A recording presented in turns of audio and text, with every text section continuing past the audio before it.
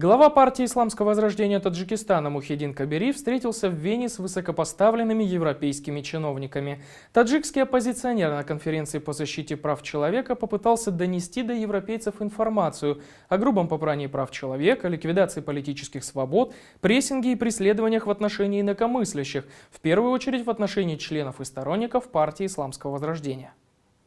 Кабири отметил повсеместные наступления властей региона и особенно в Таджикистане на основополагающие права и свободы граждан на фоне ухудшающейся политической и экономической ситуации. Власти осуществляют захват имущества политических оппонентов, ведут агрессивный и незаконный отъем частной собственности, накопления граждан усиливают поборы с населения. Мухиддин Кабири подчеркнул, что преследование инакомыслящих и расправа над оппозицией стали общепринятым стилем властей во всем регионе. Однако развитые страны, международные и региональные организации, исходя из собственных интересов, словно бы не замечают этого.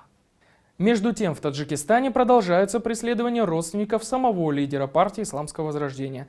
Накануне на сайте Пойом.нет появилась информация о том, что муж сестры Мухиддина Кабири, Пиров Саид, вместе с двумя братьями, один из которых инвалид, задержан правоохранительными органами Вагдадского района и доставлен в местный отдел внутренних дел. Сайт отмечает, что родственников оппозиционера пытают и угрожают полностью конфисковать все жилье и имущество. По данным источников ресурса, правоохранители в качестве откупа за выход на свободу потребовали взятия Кабири и его братьев по $20 000, в сумме всего лишь 60 000 американских долларов.